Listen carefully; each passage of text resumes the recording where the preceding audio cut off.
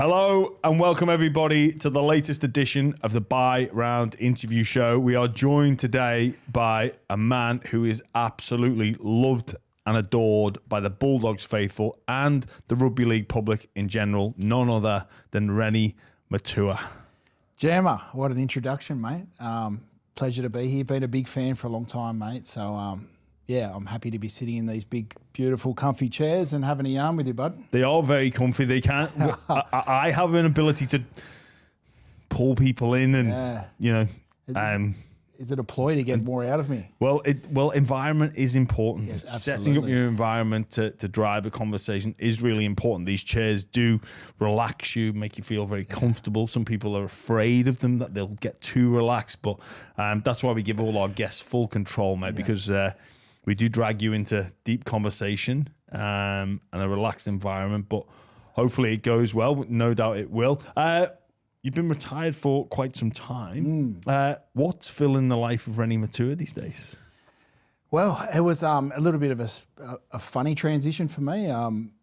Like when I left the Dogs, I didn't have a club over in the UK, and then went to the UK, and then came back, did a bit of stuff with Fox, was lifeguarding, went back to Toronto, which we'll probably touch on later, and then came back, didn't know what I was going to do again, ended up in the cleaning industry. So I've been managing a cleaning company for the last few years. I went out on my own for a little bit, gave that a bit of a dabble. It was tough being out on my own and trying to network and create a company for myself. I didn't really know what I was getting into. Now I've gone back to my former company, Command 51. So I'm managing the cleaning out in the inner west, which is good because as you move further away from the coastline, the cleaning doesn't become as stressful. Let's just say the venue, I hope they're not watching, but the managers don't tend to pick as much as they do in the east. Oh, really? They can be nitpicking if you've left a bit of a mark. If you saw my phone, some of the messages I got when I was looking after the eastern suburbs, you'd be mortified. What I get in the east. A lot of money in the east, Jammer. Yeah, but well, you clean. It's clean, right? Or is it? You missed the spot. There are some managers that it put it this way: it'd take more effort for the manager to take a photo than to just pick it up themselves. So I can only imagine. You know when you started your own business, what was the thought process behind that? Is that a bit of a follow on from being an athlete, you managing yourself, kind of I've got this, and using those skills that you learn along the way? Well, as you know, Jammer, we get access to a lot of business people with our networks through rugby league. And I thought, well, why not just use my own contacts to create a business for myself? In theory, it sounded like an easy opportunity until I went out into the business and tried to learn on the go and network and have meetings. There's only so many coffees and red wines you can drink to try and win a contract. And, that just dragged. And I kind of wanted it to happen organically rather than go and push. I'm not a shark, but you need to be a shark in business. And I learned that very quickly. And 6 months of giving that a go, and I just thought, this isn't for me. I'm too raw in the business industry, and I didn't have the right help, but I didn't ask for help as well. So I just thought going back to a full-time job was much more appropriate for my situation at this point. I guess as well, there's pros and cons to either approach, but it does give you that security, and you're not having to sort of hustle as much, and also it can make time for other activities that you like to do, like surfing, for example, where if you're a business owner, probably have to put that on the back burner, right? Absolutely. And you find out very quickly that there isn't just, go in, try and win a cleaning contract, look after the cleaning and walk away. There was a lot of things that I didn't expect, drawing up a scope of works and the contracts and the insurances and stuff like that. I just thought it'd happen a lot easier and a lot faster. And having this job, that I'm in, the inner west, looking after 40 venues over there, does give me the freedom to go and have a surf, get my work done. Cleaning starts early and it finishes early. So if you're getting calls after 2 p.m, then there's a problem. But you sort of pray that from 2 o'clock onwards, I can go surf, I can go to the gym, I can do what I want and have no issues. But that's as long as you're being diligent within your role from 5 a.m. to 2 p.m. So it does give me a lot of flexibility. I've gone into the podcasting world now, so I'm watching a lot more rugby league, which I find very hard. I love the game, but I can't sit through a whole round and watch a game from start to finish. So I'm just finding that sort of, what's my space in this role, doing this? Yeah. I feel like I've always had a good understanding of the game, but trying to be better at articulating what I've got going on in my head and not regurgitating what's out there all the time. There's a lot of, you guys are doing great, huge fans, Levels, big fans, Kempy's doing his thing. The Journeyman boys, everyone's doing great and I love to see that. So I try and keep an eye on, what's being said and just have my own sort of spin and my own take on the game. And I'm enjoying that process. There's been a few times where I thought, do I really want to do this? Is this what I want to do? Putting myself back out in the social media sphere or whatever it is. A lot of anxiety at first, but we're 10 weeks in now and I'm just trying to find what my market is and getting better at delivering my understanding of the game. So the podcast 10 weeks old. Yep. Where can our listeners check that out? Yeah, it's on YouTube, on all the socials. It's called They Don't Want It. I'm doing it with Darcy Lussick. He's away at the moment. And what I've found in this space is that you need to be all in.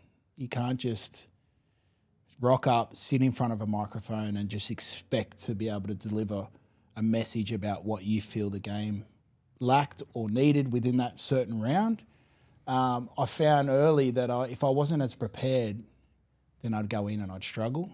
Yeah. And then sometimes I over-prepare and can't deliver. And it sounds scripted almost. It sounds scripted. And I tend to, stumble on my words or not really deliver what I had in my head. So it's an early process. I'm enjoying it. And I like being back in the rugby league space. We've been playing since we're 4 years old. Yeah. It's my PhD. It's everything. I know the game like the back of my hand. But just trying to deliver it and give the audience a different perspective on the game. I think with like perseverance and the athlete mentality of always wanting to improve, I'm sure even like thinking about myself when I think of this, when this was all new, like looking back at some of the interviews or the shows, it's like it's cringy, and it's like you adapt. I'm sure, like when you were playing, you'd look at you'd look back from 2 years previous. I can't believe I used to do that. What was I doing? I'm a much better player now. Yeah. It's just worth sticking at and learning on the job, improving, and as long as you're enjoying it, like why not just keep going at it? And people like authentic people, I feel like, in which you are. Yeah. And you, like you say, putting your own approach, not gonna chase headlines, just here's what I think, and my listeners may agree or not, but it's what I think and that's it. Yeah, absolutely. And I do watch back episodes and go, it makes me cringe. And we are our own worst enemy. Yeah. And people will come to me and say, I really love that take. And I'd be thinking in my head, I hated it. There's another Renee Gardner who does the show with no name. So she's got me on as a co-host and I thought, yeah, this will be fine. But then trying to listen to the guest speak and then come up with a question and just reminding myself it's not about me.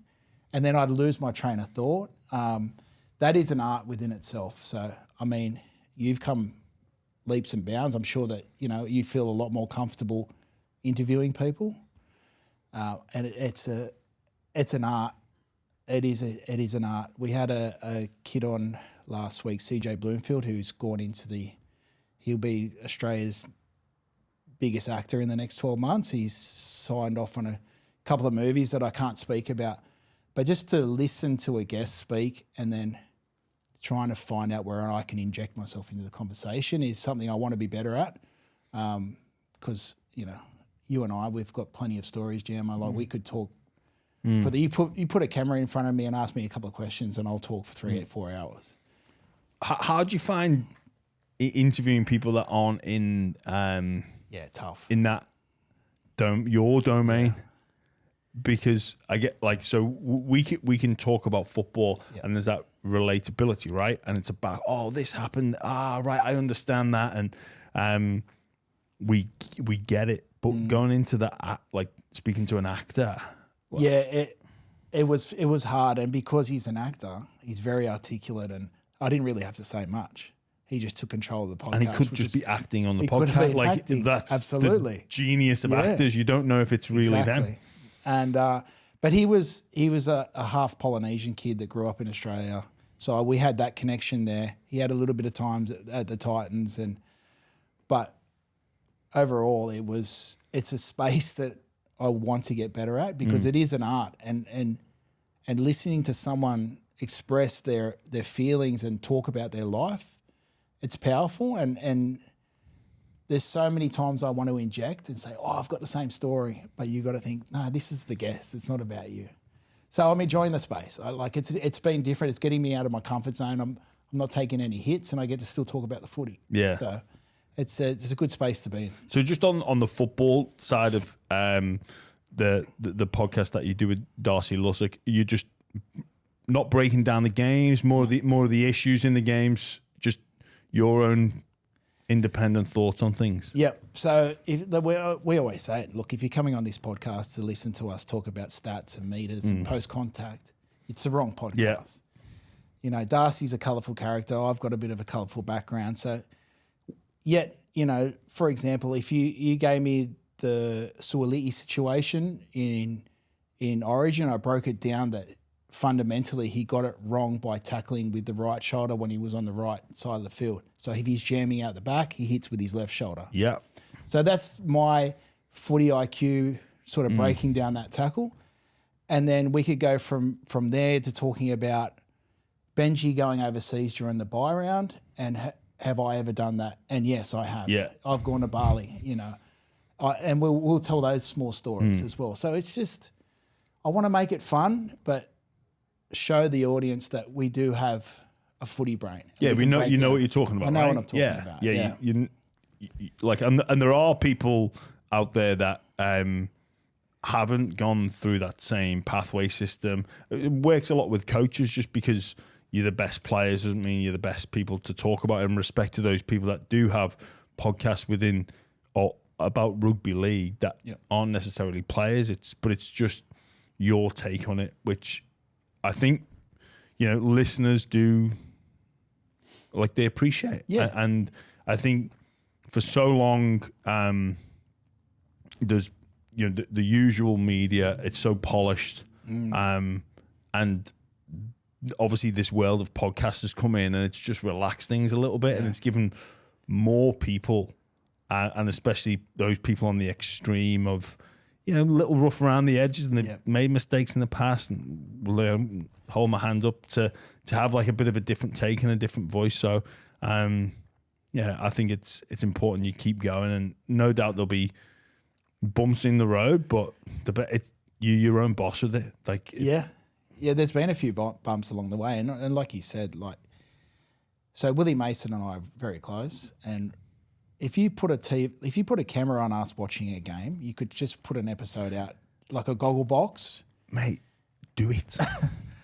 I don't think you could put out in the public sphere what we... Why not? Oh, I mean, just Willie has such a high IQ for the game, and people didn't expect that from him, and they didn't expect it from me as well. I've had comments where people say, geez, I didn't know you could break down a game. I didn't know you could speak so, articulate, and we'd sit back and laugh. But Willie and I would watch a game and he would stop, rewind, pause. It'd be like watching an NFL game. And I had to say to him, listen, I'm not coming to watch the footy if you're going to rewind every play. I can't sit through a 4-hour game. But we would just pause and just go look at the opportunity in that space, look at the opportunity there. Why didn't they pull the trigger there? Because our game's so systematic and so robotic now, people don't have the confidence to play outside of the system. So that's how we talk, and we might laugh at a player that's just that pig on the spit, and they've just got traffic coming at them for 4 or 5, and just watching their body language, because you know what they're feeling. And it's kind of funny because their ass is hanging out. So I would never put a player on show publicly. Yeah. I think it's just funny because we know exactly what they're going through. Mate, there's an audience and a market out there for that, and it would be fun. Yeah, it'd be a different way to watch football. Like you say, Gogglebox is you watch people watching TV. But you watch ex-footballers watching a football game as opposed to watching the game itself. And you could even put it side by side. Yeah, it would be gold. It's got, mate.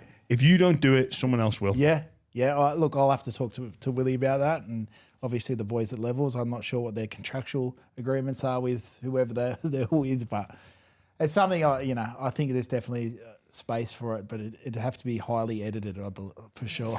The less edited live, and that, I reckon that's what people enjoy. You'd be so surprised how many people just crying out for a bit of a laugh. Sport is serious, and I get it, but there's a fun side of sport as well, absolutely. Which is probably glossed over a little bit, and blokes that maybe want to watch the footy and all they care about is their super coach team or their super coach player or their pick, and want to have a bit of a laugh and don't want to know about the statistical breakdown or the play-by-play, and which is great. But there is also people out there that just want to fucking laugh and have a laugh, shoot the shit and tease and wind up. And we'll have to get you on, Gemma. Me, you, and Willie sit there watch a game. Well, I've not got 4 hours to watch a game. As long as it's no pausing or rewinding, that is a big no-no. He stopped doing that, thank God. A big no-no. Mate, just want to take you back to life in the East. Yep. You end up playing at the Bulldogs. I understand that you were one of the absolute guns in your age group. Been told by a very, very reliable source, but maybe wasn't as interested in sort of pushing for a career in the game of rugby league. Can you just sort of take us through that stage of life? Yeah, so Dad, he migrated from Samoa to New Zealand to Australia, was in the live music scene, met Mum. They've got 4 kids together, and I bounced around from King's Cross to Double Bay to Maroubra, and then we found housing in Kingsford.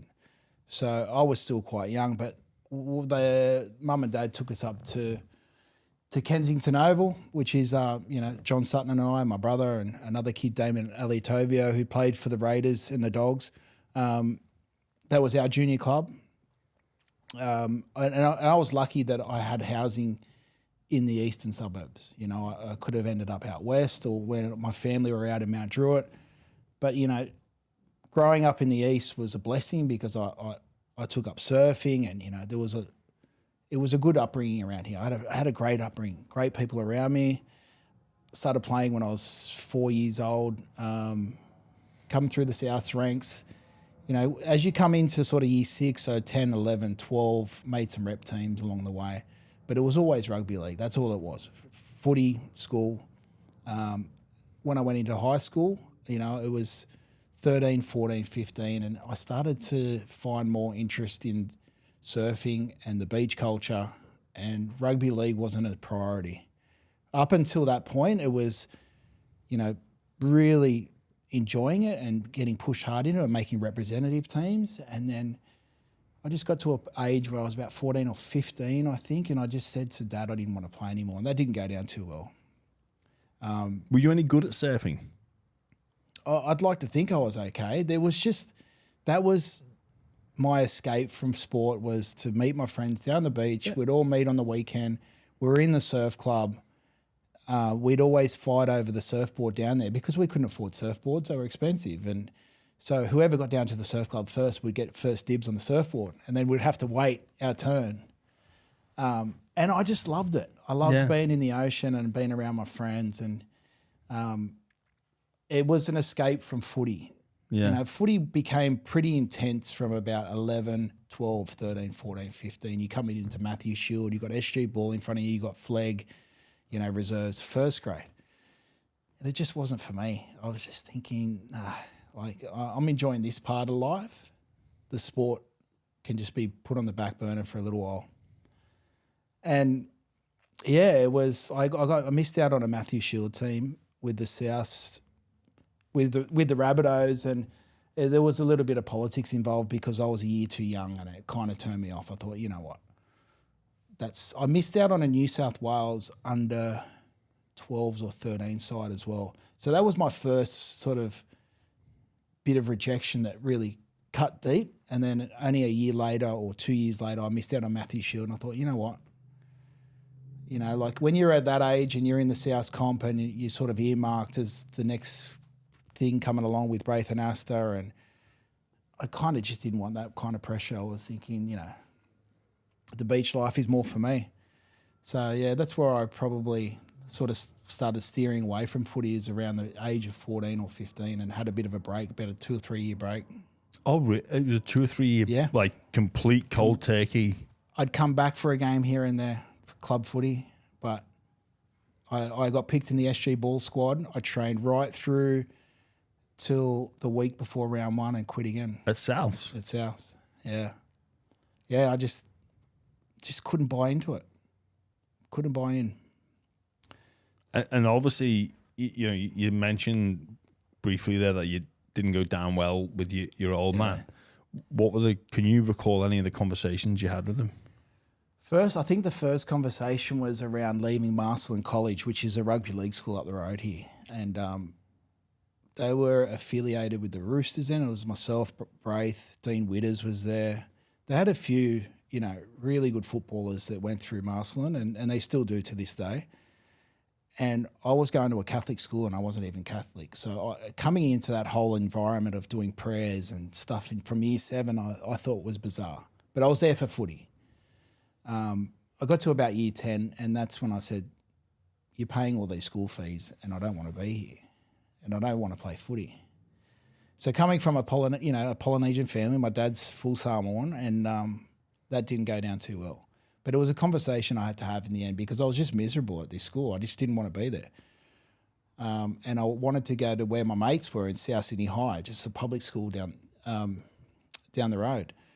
So eventually, you know, that we got through that period, and I think Dad kind of maybe gave up on me there for his thought, all right, we'll let him just figure it out for himself. Was that difficult? Because, like, culturally, and I spoke to a number of different people about this, where you know it does seem in, you know, the Polynesian culture, it is very much we listen to our parents. Where white kid from Liverpool, or the culture in Liverpool, England, a lot was very much like rebel against your parents' wishes in a way. But I think we had Ronaldo Mulatalo on a couple of weeks ago, and he was saying, like, look, it's like the family is everything. Like, you know, and there's a leader of the family. We all listen to what they do. Yep. Was that a bit of almost clash of cultures? Yeah. And was there any conversation in around, or you've been, we're going away from what our family's about here? Yeah, I can't remember specifically, but it was very against the belief system of my father. Yeah.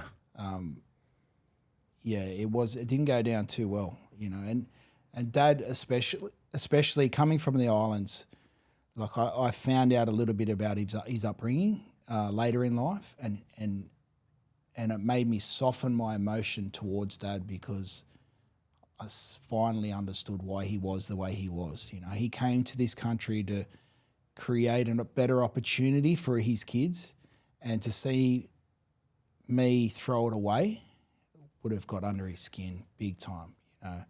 And Polynesians generally, you know, we spoke about this with a kid recently. You're either in sport or you're in a high vis or you're in security. That's just the way it is, and it was growing up.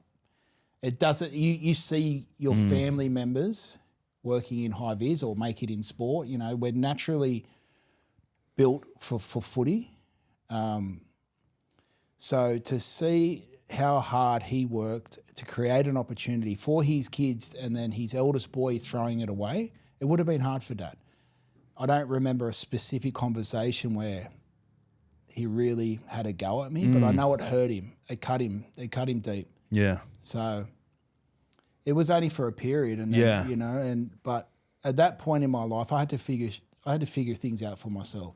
Dad didn't understand the Australian culture, but I'm an Aussie. I'm as Aussie as they come. I'm proud Polynesian, but I've grown. I can adapt to both situations. I can sit in a backyard full of Polynesians and hold my own, or I can sit in a backyard with all my Aussie mates and be an Aussie as well. So Dad didn't have any understanding of that, and so he would have been really cut for sure. Yeah, it's an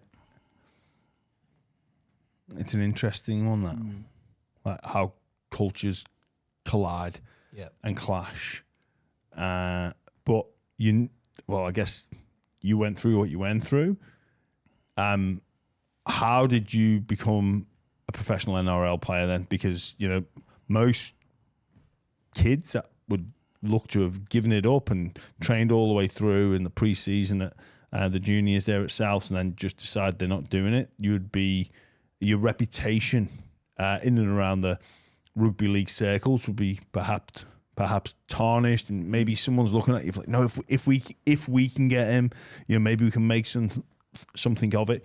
So how did it all come about? My first year as a plumber's apprentice. So once I left school, and I was on the end of a shovel or chasing in brick walls, and I thought, maybe footy's maybe it's footy. Yeah.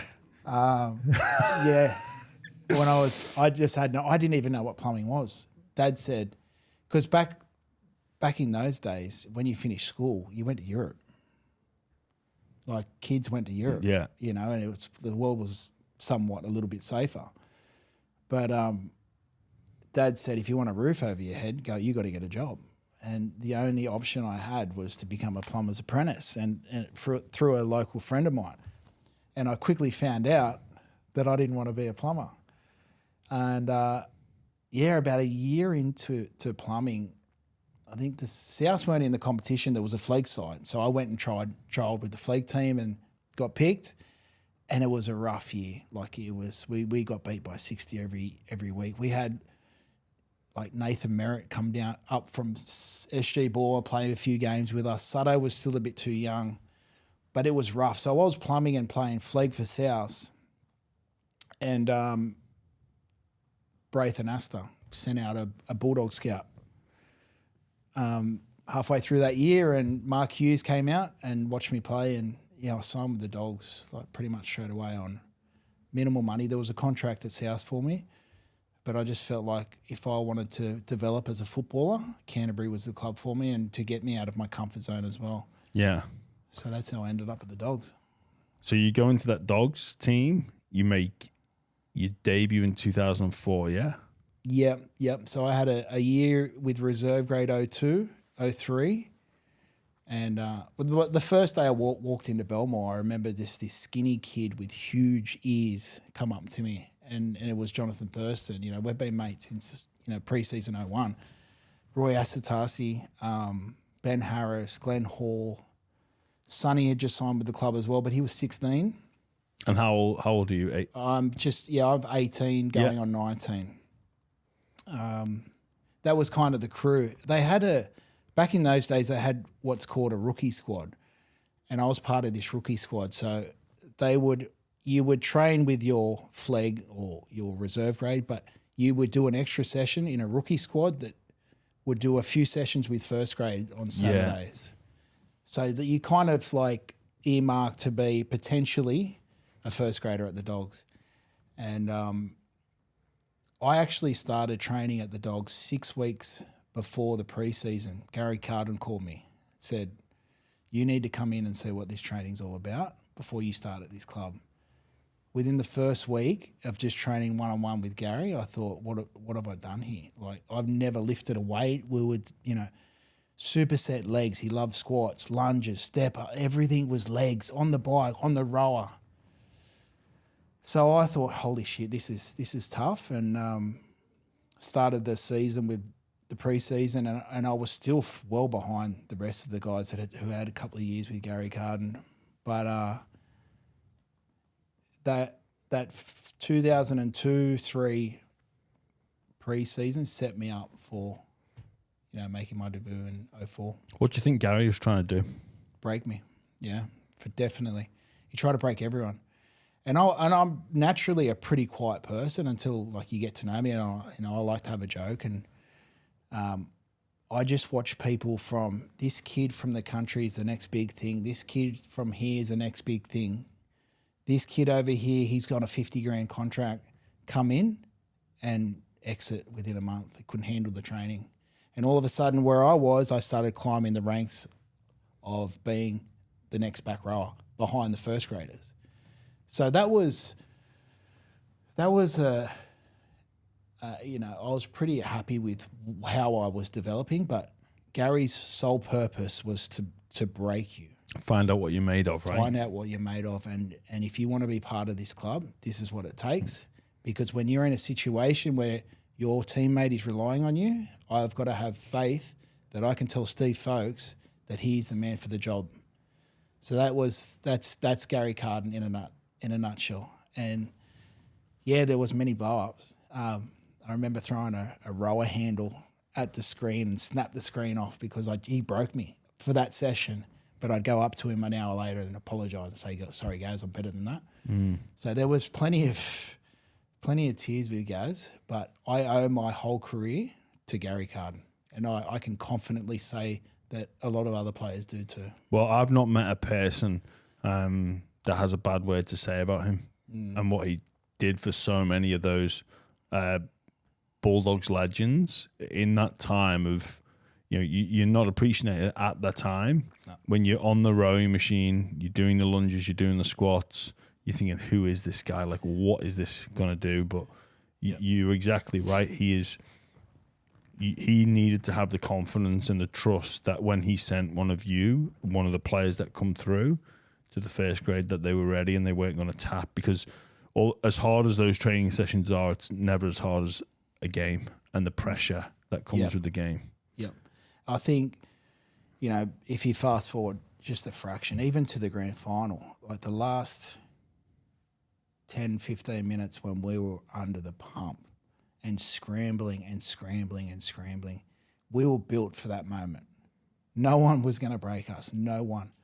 A lot of us went through that Gary Carden system. You obviously Willie Mason, you've got Braith that's in the side. Ben Harris was in the team, Matt Utai. Bobcat had come from Parramatta. But the majority of that squad had been through Gary Carden or a Billy Johnson, two similar training methods, that there was no one that was going to break that team in the last 15 minutes. I mean, as hard as it was, I remember just my ass hanging out.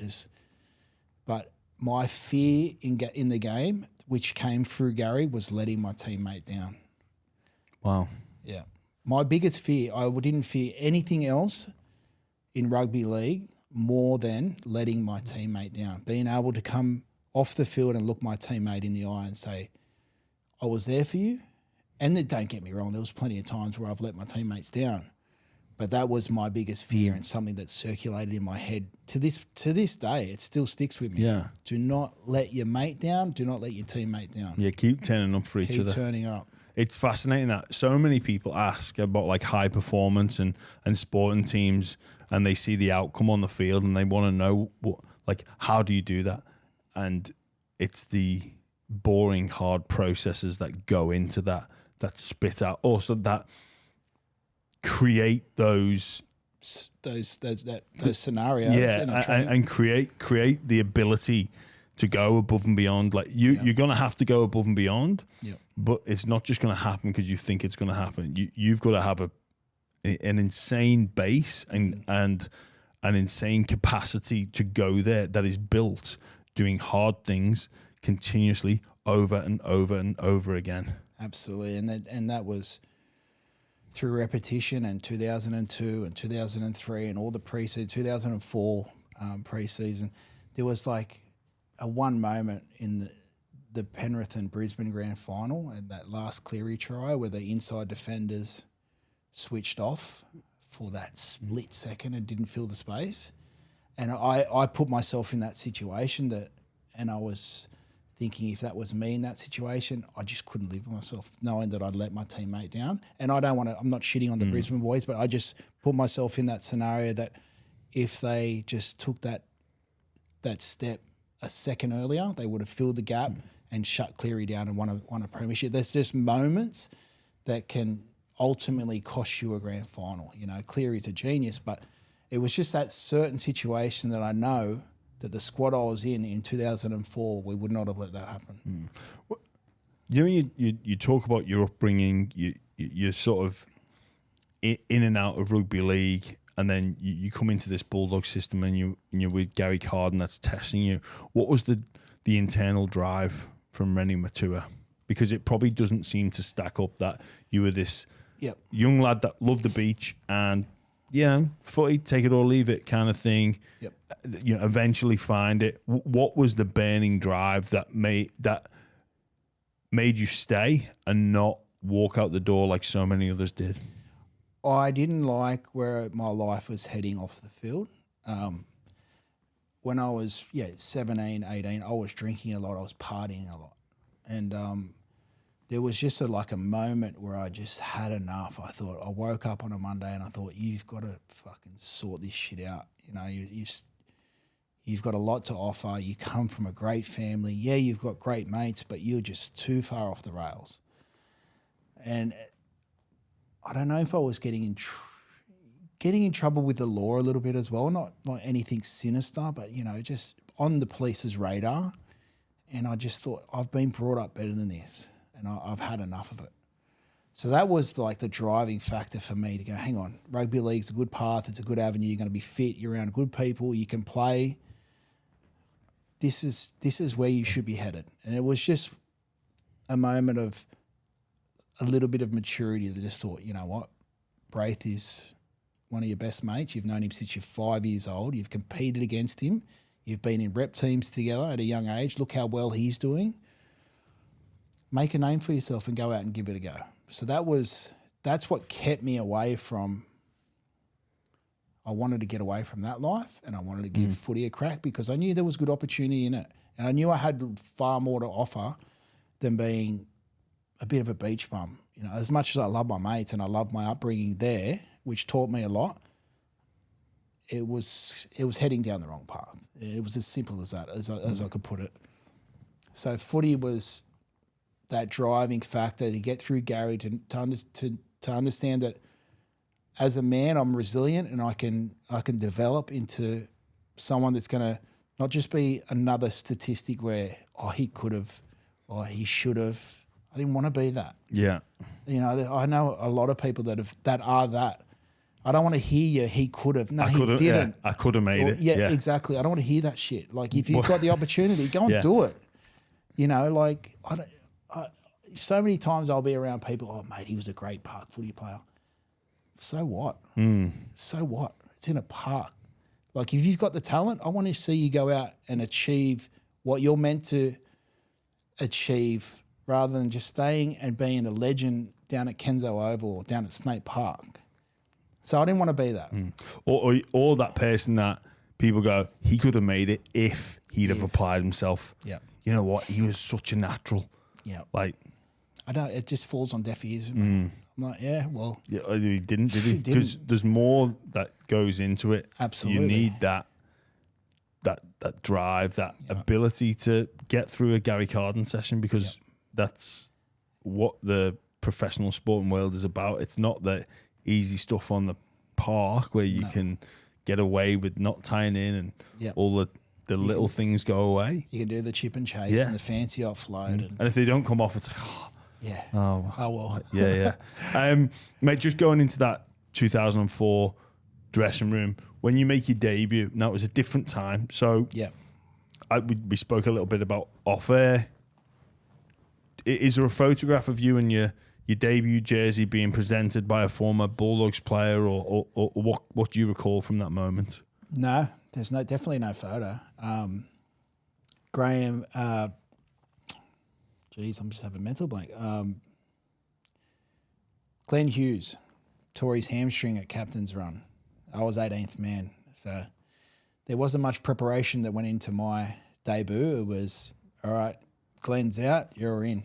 We play tomorrow night at 7 o'clock against Para. So I didn't really have enough. I only had 24 hours to pretty much process it, but there was definitely no photos. I don't remember mum or dad or anyone coming into the sheds or anything like that. So it was, you're up, kid. Do your best. Try and hold on to your spot.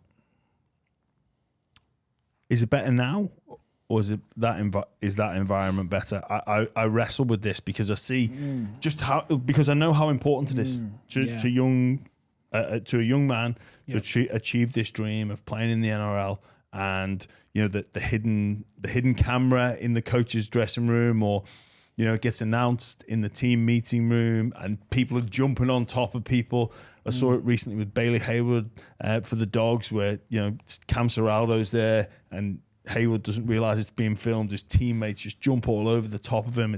You see it at Penrith multiple times, because the players within the group understand how hard it is and the journey, and it should be appreciated. But then I was not too dissimilar to you. It's just like, mate, there's a shitload of injuries. You're playing. Like, all right. There's no. My debut jersey wasn't embroidered to say like this is your debut NRL Super League debut. No, I don't think mine was either. I mean, I think we're cut from the old cloth, Jammer. I mean, I've come from two different worlds where there was no social media, and then there was social media towards the end of my career. I understand the theatre of it and getting that fan engagement for a young player. And it's great. I mean, I don't really have too much of an opinion on it. Like, I don't dislike it and I don't necessarily like it, but I don't really want to. Does it create more pressure for a debutant kid, a young, giving this hype around the fans, and they've engaged with the club and gone, this kid's the next big thing, and then he might have a shocking game and this kid's shit. Yeah. So you got to be careful what you wish for here. It's a double-edged sword. I think it's great for the parents, and it is a special moment. Yeah. And I probably prefer to keep mine a little bit more private because I'm feeling the pressure of, I'm playing great. I've been wanting to do this since I was 4 years old. Can you just not put the spotlight directly on me yet? Maybe after 5 games, 10 games. I know. I'm exactly the same. Yeah. So it depends on the personality of the player, but from a club's point of view and engagement with their fans and the audience, I understand it. I just don't. Yeah. Do you think as well, maybe putting so much spotlight on it makes you feel like you've arrived when you're only just getting started? Like, let's overemphasize the debut. Yep. When, I heard Jared Weir-Hargreaves talk. Yep. And he goes, I would have been happy with just one. And you know what? I think bollocks. You wouldn't have been happy with just one at all. No way. You'd have been disgusted with yourself with just one. Yep. Absolutely. And, I agree. Maybe with the debut stuff, it's like we celebrated too much, but in the brutal nature of professional sport, no one wants one. No way. Like, and maybe from the era where it wasn't as celebrated, because it wasn't such an achievement, it drove you to be like, well, what am I going to do to get recognised in this first team? I'm getting recognised here for playing my debut, or not recognised. Well, I better aim up here. I better show these people what I'm made of to actually get some sort of recognition. Yeah, I see your point, and I have to agree with that point as well. I think even if you look at the NYC, right, the under-20s comp that they had, and they televised it, that was the worst decision they could ever have made in the NRL, to glorify and televise these kids that are under 20s, because you created essentially a few monsters within that. Yeah. Glorifying these kids that had done nothing in the game, putting them on TV, they're all of a sudden creating an audience for something that's nowhere near NRL. So do you see the similarities I'm getting at? Absolutely, yeah. Did you play in that era when that was on TV? No. I was playing first grade. Yeah, and that was on That was on. Yeah. And the leap between under 20s and NRL was leaps and bounds. There was only like 2 kids that came from NYC. That, like Anthony Milford might have been one, but there wasn't many. And that's where, just to go on a bit of a tangent, that's where we lost a lot of our 20 to 25-year-olds because they didn't want to. If you didn't, it was like NYC, and then what's next for you? And then we got rid of the reserve grade. So if you're playing for Parramatta, you drop back to Wentworthville. And then the mine booms and stuff like that. So we lost a lot of good talent from the ages of 20 to 25 as well through a period. Yeah. Or 28, because reserve grade now, when we played in our era, it's like reserve grade was men. It was hard. You were going back and you were copping a beating off some bloke that played 150 first grade games. So NYC, that ruined a lot of our game, I believe. It put too much of a spotlight on these young kids. And then I see similarities in highlighting a kid that's making their debut as well. There is similarities for sure. And it's hard. I'm like trying to balance it because it is so special. Yeah. But yet on the other hand, it's just one game. Yeah. And no kid wants to just play one game. No. Maybe do it after 10 or 15, 20. What's the average? It's not very high, is it? No, but averages are funny. So not many people play the average number of first grade. It's normally there's outliers around like the 1 to 5. But then most would go on to play 150 to 200. The median wouldn't represent the average. Just on the Bulldogs 2004 team, you make your debut. Group dynamics always fascinate me. Yeah. How on earth is Al Masri and O'Mealy, you and Price, throw Willie Mason in the mix with an Andrew Ryan. I've met all these people individually and I'm almost perplexed at how that group of individual characters combined, united under the banner of the Bulldogs and achieved that common goal of winning a premiership together. Yeah. It's all about balance, Gemma. And we had the perfect balance of youth, party boys, religious figures. In Hazm, a very devout Muslim. And you had your senior players like your Pricey's and, Pricey would have been one of the only senior players. Like there wasn't many. But we had like Steve Price, Adam Perry, Tony Grimaldi, Corey Hughes, Luke Patton, who were, all about it. And then you had myself, Willie Tonga, Matt Utai, Willie Mason, Sonny Bill, just a little bit, we brought our own sort of dynamic to the squad. Steve Price and I had many conversations about where he thought I could be more of a professional. And I respected Pricey for that. But when you're 21 years old, you're playing first grade and you're winning, you're not really taking on board what your captain's got to say. Unfortunately, that was disrespectful from my part. But we had the perfect balance of youth, experience, talent, flair. We were different. And ultimately down the track, we had Thursto as well. I forgot to mention Jono.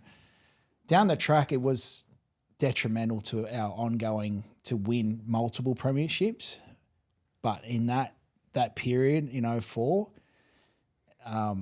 nothing.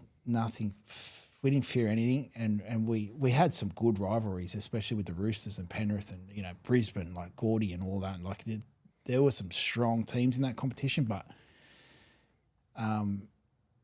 we were just built different that year. Was there good banter in the dressing room, or was it because you could almost look at it and go, it could be quite cliquey?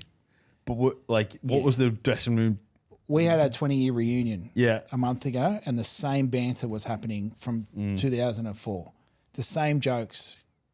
Mace taking the piss out of Pricey for something, It just didn't stop. I thought, fuck, we won it 20 years ago, and it feels like we're still in the dressing room. We were still taking the piss, and and having a laugh. Like, when are we ever going to grow up? We're even. Well, you don't need to. You don't need to grow up. But we went out for dinner with the first grade team, the current first grade team, the night before, and I'm sitting there thinking, imagine what these boys are thinking. Like, we've got, you know, a 20-year reunion first grade side here amongst us. And we were like acting younger than them. Like, we were cracking jokes. We'd been on the piss all day. And that's the beautiful thing about it, is that we can still come together and have a good laugh and remember the good times. But at some point of the night or those 2 days, I thought, fuck, we haven't grown up, any of us. So it was just the perfect dynamic. And, you know, Shifty Shell and like what Shifty was doing through that period, and Braith. Like, if Shifty didn't have a person named Andrew Johns in front of him, he would have played so much more rep footy. If Luke Patton didn't have Darren Lockyer in front of him, he would have played a lot more rep footy. And then you know what Jonathan went on to do, and, you know, obviously Mace and Bobcat. It was just the disappointing thing for me personally in that period is that we didn't realise how good a team we had. It was just turn up, train, win, go home. Turn up, train, win, go home. But if we actually bought in and understood how hard it was to keep a squad like that together, I think we should have won, you know, 3, 4, maybe 5 competitions. That's how bloody good we were, you know. Like Sonny, I haven't seen a player since, or I haven't seen another back row like Sonny ever. To have him in that squad, Willie Tonga was just, he came from Parramatta. He played a couple of first grade games. He comes to the Dogs for an opportunity. He scores 18 tries that year, plays for Australia, plays for Queensland. You know, he was shaking off Hodjo. It was just some really special moments within that year, and really special players in that team. But I don't think we realise the full gravity of how special that squad was. I guess it's all said with the benefit of hindsight, right? Yeah. Like, at that moment, would you guys have been susceptible to hearing the advice of someone like yourself to say, guys, like, if you start to take this serious, because I guess winning, like, especially in the short term, solves everything, right? So it's like, well, why am I going to listen to anyone now? We're winning games. Yep. We feel like we're invincible. I don't think, you know, when you were that young, and because we were about it, like, we'd turn up, we'd train hard. We would train hard. You had to make everyone. We all competed against each other. Like, I was still the young kid. I was a bit more, you know, a bit more reserved. But man, I'd hit arguments in the gym, and Willie Mason, Mark O'Mealy, and Sonny Bill would get on a roll and see who could row the furthest in a minute. The trainer's not even saying go and do that. It was all like flex and be and ego, and no, I could beat you. And I'm like, then they're just on the roll, and then next another 3 guys would jump in. Oh, no, I'll beat you. And that was the competition within the group. You know, there's a lot of testosterone in that group, a lot of like male ego. But we backed it up, and we backed it up through on the field, on at training, and then we'd go and party hard as well. Not all the boys, but all of the young guys. Yeah. But we still turn up and do it again. Builds connection as well. So obviously the party scene, that the alcohol, it's detrimental on on a physical level for performance, like, no doubt about it, but it is great. It is a great social lubricant, and it brings people together. Yep. But not only that, Jammo, we would finish training and sit at a cafe together for another 4 hours after training. Like, none of us wanted to go home. Yeah. You know, even in the ones with kids would come and join for an hour or two, especially the guys that lived in the east, like myself, Mace, Tom, Sonny, Braith. We'd hang out for hours after training. Like, it was like a proper brotherhood. And I don't say that lightly, but it was like we spent a lot of time together. And that does build connection, you know, and it doesn't, you know, the guys that had families and needed to go home to their wives and the kids and stuff, we understood, but they were still our brothers, you know. So it was a special time, 04. 05, you know, a lot of injuries. 06 still burns me, but it was a good time. So 04, that rivalry with the Roosters was huge. Yep. Like, absolutely huge. Yep. Did that bring the best out of you all? You feel like without that particular Roosters team, there is no Bulldogs of 04? Well, I inherited the rivalry because Yeah. it was going on from '02. So when I was in reserve grade, Canterbury and Roosters were a massive rivalry. They should have played in the grand final. Obviously, there was a salary cap drama. '03, Roosters towed them up in the semi-final to get in the grand final in the semi. And then '04, it was kind of like I inherited that rivalry, and Sonny did, and Willie Tonga did, and Roy Asatasi did, and kind of Jonathan did. So we knew what we were getting into. But so the guys had built this rivalry for it was going on the third year, so we had to buy into it. And me just being a younger kid and I was playing off the bench and just filling in at 5'8" or centre if there was an injury, it wasn't as impactful to me, but if I got my opportunity, I had to be, buy right into this rivalry. But I'm at the same time in my first year of first grade, I got Adrian Morley coming at me, Croc coming at me, Flannery, Kalis, Wingy, Freddie Fittler, Ryan Cross, Hegarty. Like, they were a stacked team. And you had to buy into that rivalry very quickly or you get found out. And it was very healthy for years, and it still is to this day. Like, there's a lot of emotion for me when we play the Roosters. It's like, even though I'm not playing now, it's like, hey, step up for this game. It's kind of like Canterbury and Para, because the rivalry's is at least 22, 23 years old. Like, let's keep that flame burning and keep the rivalry going. So, yeah, that '04. Like, I was petrified. I can openly say that, because I'm coming up against test players and, Moz. You know what Moz is like. I mean, he scared the lights out of anyone. And I'm a 21-year-old kid. And then I started in the grand final as well because Steve Price was out and Moz coming at me off the back of a dropout or off a kickoff. I'm like, all right, let's see what you're about. And that all goes out the window. When you're in that physical moment, you're like, let's go.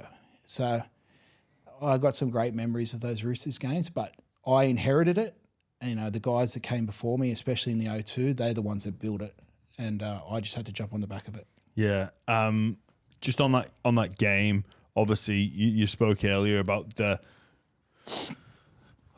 way to just find a way to hold on and keep turning up, and obviously Bobcats tackle. Yeah.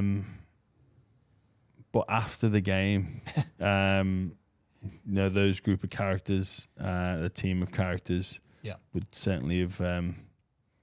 We know you like to have a good time, but yeah, we gave it a good nudge. That's for sure. And I have a few regrets because I thought I was going to win another 10 grand finals. So I remember how reserved Willie Mason was after the game, and he was so quiet. And I thought, what are you doing?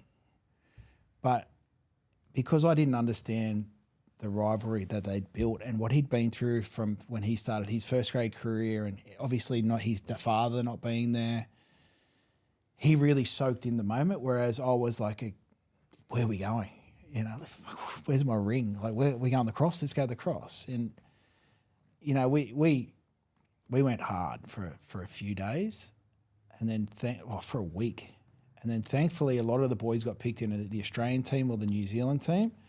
And it was just me and I think it was just myself and Jonathan, and I had to get away from him as well. I booked a flight to Thailand. I said, I've got to get out of here. So I went, after like 9 days of giving it a good night. We even went and got Bulldog tattoos that week, maybe just 2 or 3 days after the game. And I remember we were in Bondi getting them, and there were Bulldog supporters driving through Bondi with their Bulldog flags out, giving it to Roosters supporters. So, look, it was a wild week, and if I had my time over again, I would have soaked it in a lot more, because I genuinely thought, how easy is this? I've got another 10 coming my way for sure. So, yeah, good times. Mate, 05, Bulldogs don't make the finals. Yeah. Like, bizarre. It's kind of hard to believe, right? We were all injured. I broke my ankle in the trial against the Rabbits. Mace did his Liz Frank, had a screw put in his foot. He did it on the Australian tour. I think Mark O'Mealy was out. The forward pack dropped, and then the whole back line dropped. It was just one of those years, and we didn't make the 8. I don't think Penrith made the 8. I don't think Roosters didn't make the 8. I think maybe possibly the Broncos didn't make the 8. Oh, really? It was a really strange season. Like the top 4 teams, 4 of the top 6 teams at that time, I think Dragons were the only sort of top team that made the 8 or the 6 or whatever it was back then. So, yeah, it was. I think it was just one of those years everyone was just riddled with injury. Not to put a stain on the Tigers' premiership, but the best teams were definitely out. So you're calling the West Tigers the Leicester City of the NRL? No, you said it, not everyone me, else. Everyone else falls over and they just take it. Well, that created a rivalry within itself because they won it in 05. That created the rivalry for us and them when we played them in 06. And that was the Bryce Gibbs situation when Ogre took him out. He'd been fed some false info, hadn't he? Correct. But so Nate Miles, I think, and Mace told him that Bryce Gibbs was talking crap about him. And he's not the right.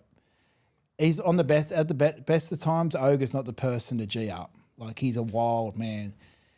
If you're in the dressing room with the Ogre, he would, before every game, he was just in the zone. Like, don't go near the Ogre. He'd shave his head completely bald, like skin bald all over.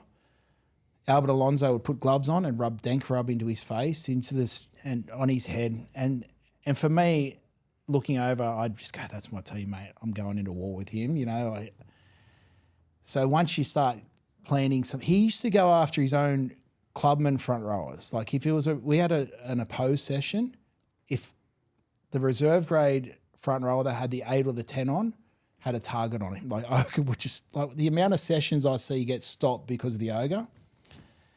So yeah, he was fed a little. We G'd him up a little bit and told him that Bryce Gibbs was talking shit about him, but we were kind of pissed off at the fact that we didn't make the 8 the season before, and Tigers just happened to be our target because they won it in 05. They took your title, right? Right, exactly. So when the Ogre came out and obviously put that shot on Bryce, it was, you know, I think we beat him, I don't know, by 30 or something like that. It was kind of, that was our year to say, hey, we're all injured. Yeah. We're back in the mix this year. We're ready to go.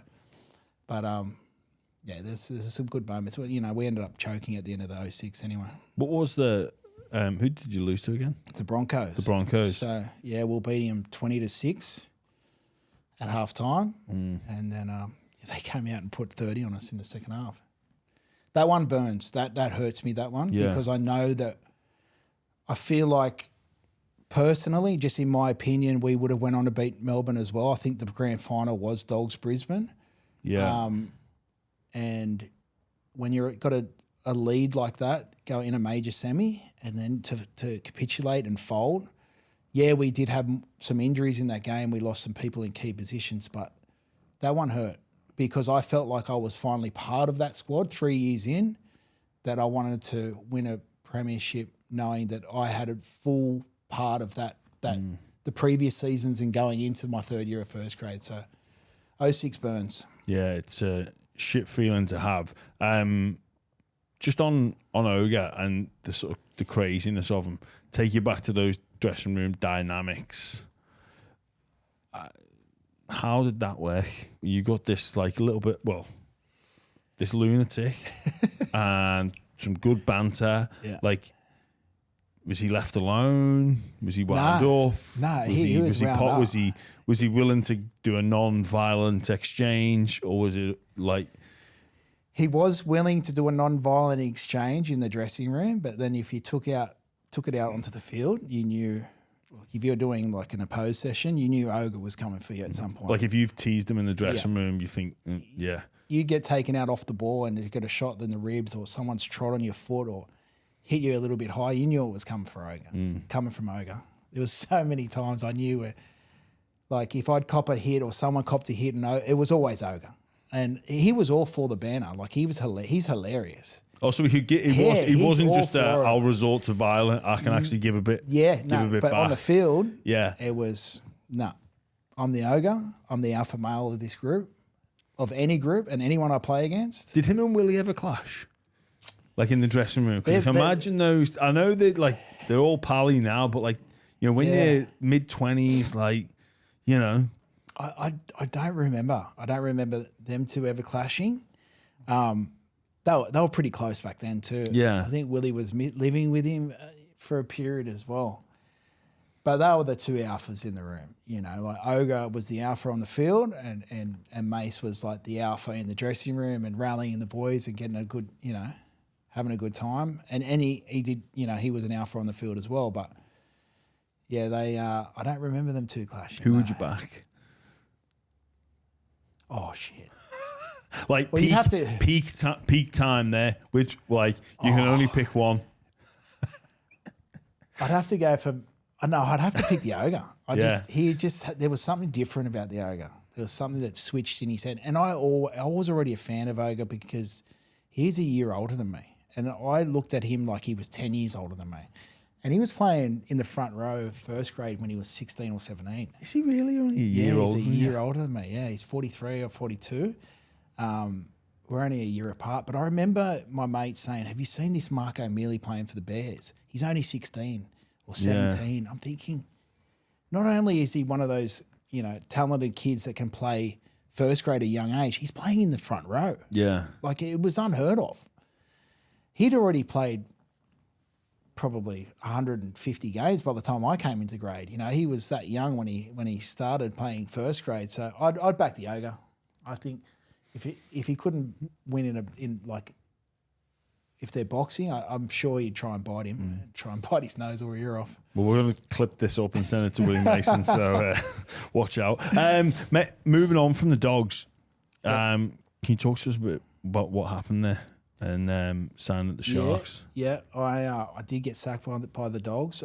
There was just too many sort of indiscretions, and by that stage, I had a lot of success early. So 04, 05, 06 Australia, everything was good. Yeah. And I just fucking went back to my old ways and thought, this is happening too easy. I had too much success early that I didn't appreciate it. I thought I could just, and that's when my professional life and my social life were just imbalanced.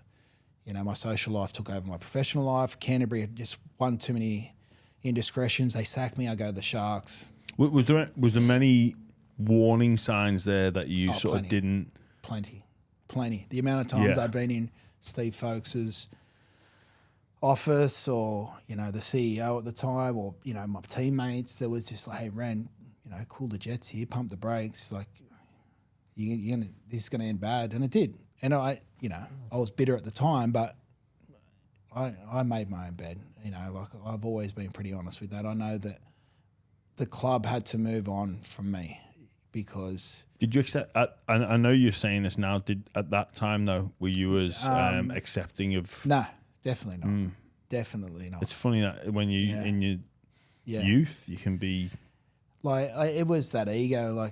Oh, what have I've done this for the club, and I'm playing. It just that's in my head. I never said it publicly, but in my head, I'm thinking, how dare you? Yeah. How dare you sack me? I stayed loyal with you.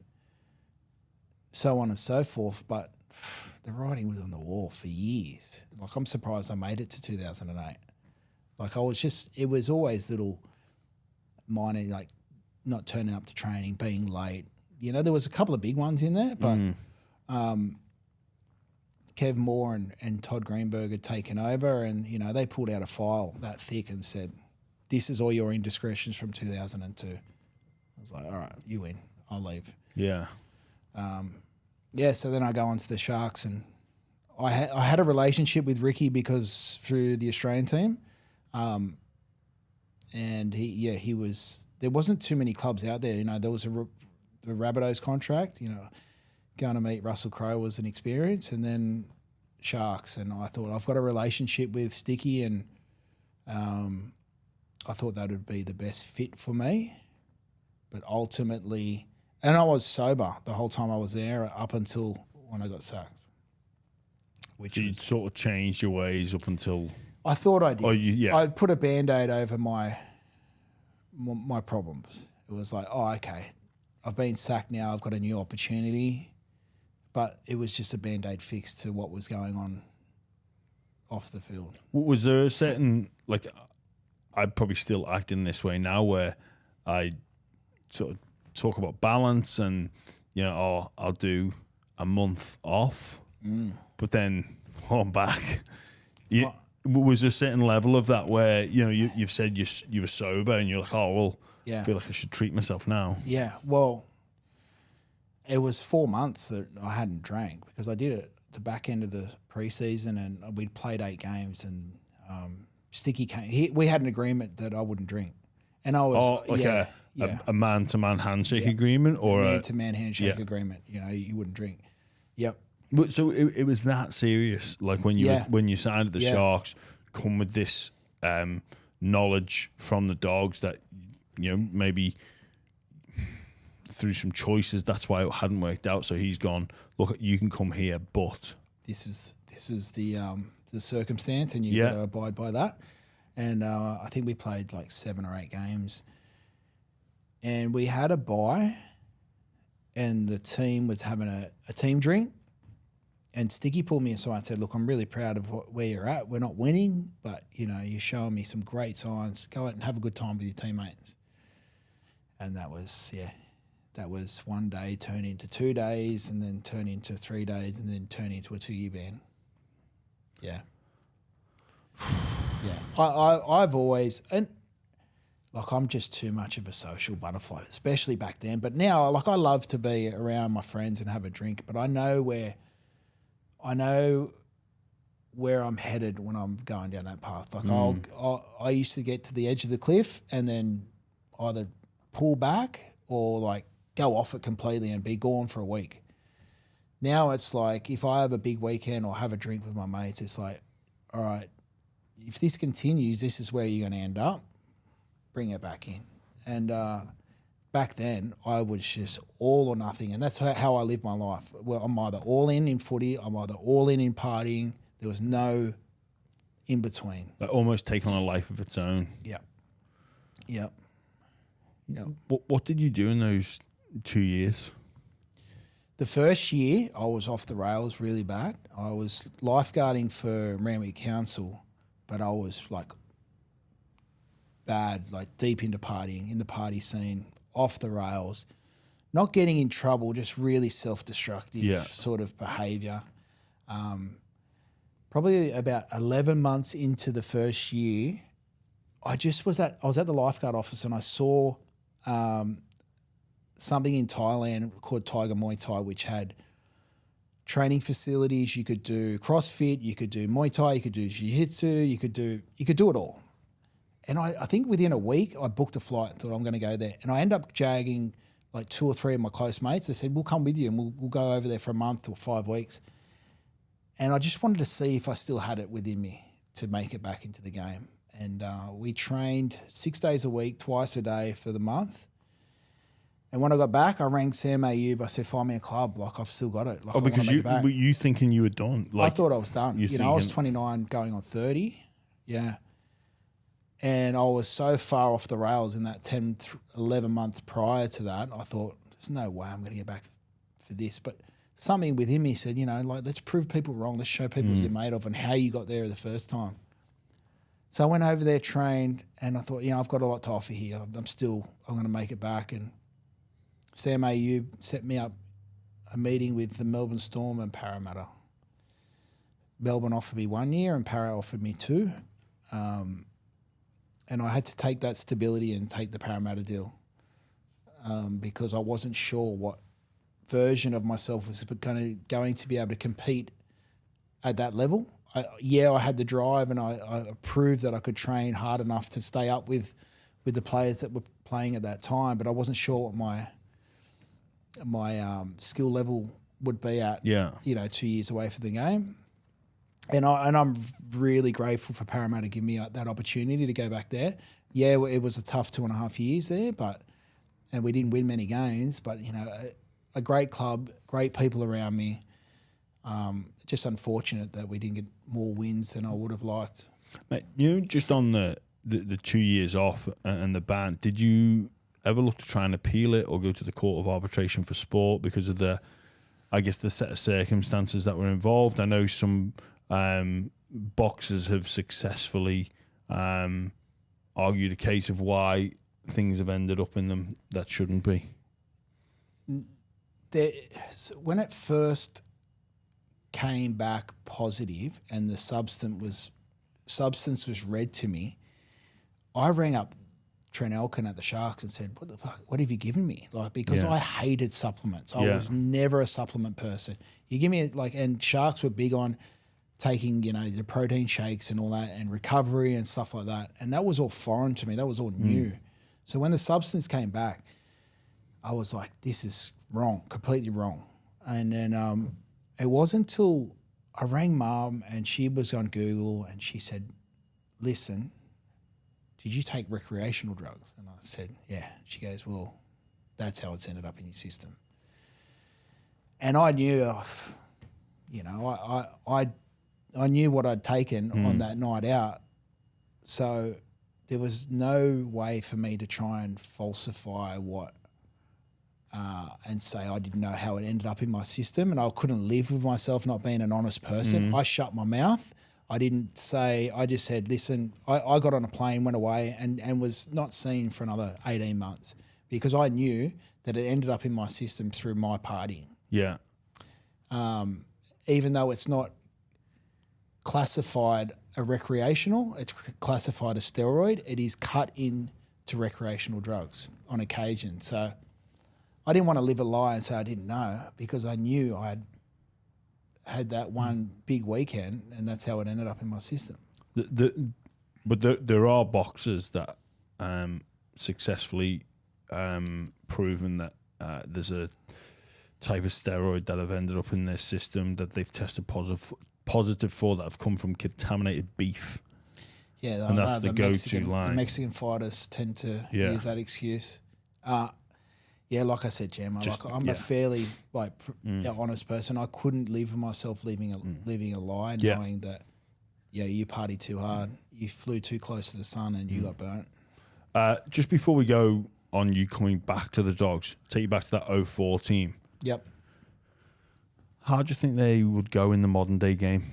It's 20 years, so the game's changed a lot. I even think about you talking about maybe should have got more, and how sport group psychology would have maybe affected that group. You look at what Penrith have done. I don't know much about their sports psychology background, but it's been well documented. It's so hard to win one.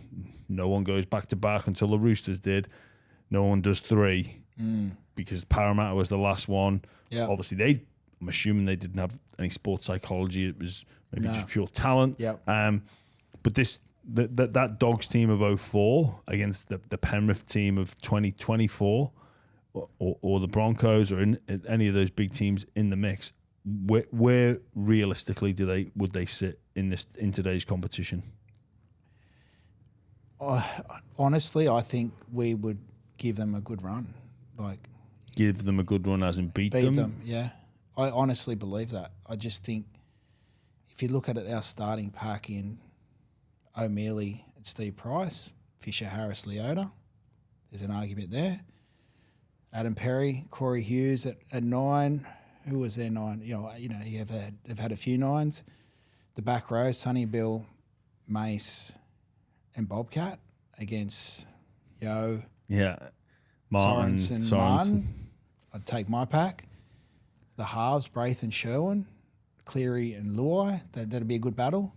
Willie Tonga v Critter would be unbelievable. Yeah. Unbelievable battle. We had Jamal Alessi and Ben Harris playing on the right centre. So who's their other centre? Isaac Tango. Good battle. Matt Utai versus Brian To'o. Oh, my God. Hasm v... Who's their other winger?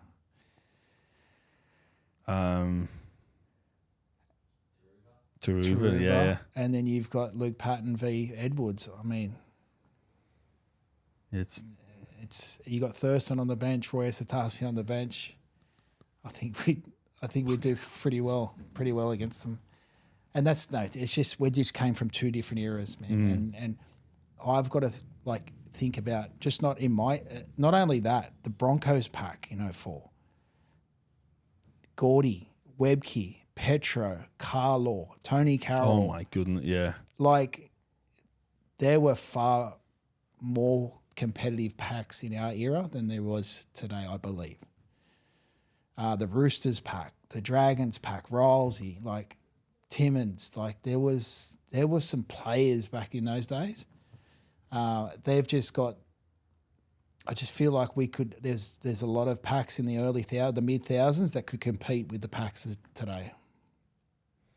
Jeez, it'd be fascinating. And it's a great conversation too, Jeremy. And even, you know, I'm sure the Bulldogs of 04 felt like they were at capacity, but with modern training techniques, recovery, new systems, that, you know, imagine that team with Cam Serraldo's defensive system and an attitude of we're going to do this, like, oh my God. Like, nothing against your defensive system, but it seems as though Cam Serraldo's like, with the caliber of player that he's got, what he's producing, like, I guess it's great conversation, and it's interesting, and people have put up posts on Instagram of comparing packs, and it always generates a long conversation. And what about this? And what about that? It's fascinating, and it's great. But I genuinely admire these packs. Like, I'm a huge fan of that Penrith pack. Huge fan for what they've been able to do repeatedly. They've been in the last 4 grand finals, 1-3. It's hard to back up that kind of intensity year in, year out, especially 4 in a row. It's extremely hard. It is. Yeah. Just on coming back to the Dogs, what was it like? You walked back in, very different club, personnel change. Tony Grimaldi is now your conditioner, for example, not your teammate. What emotions did it invoke when you walked back through? I remember how excited I was to go back to the club, and it just felt like that's where I belonged. And originally, I was meant to go back to Canterbury after the 2-year ban. That's another story, but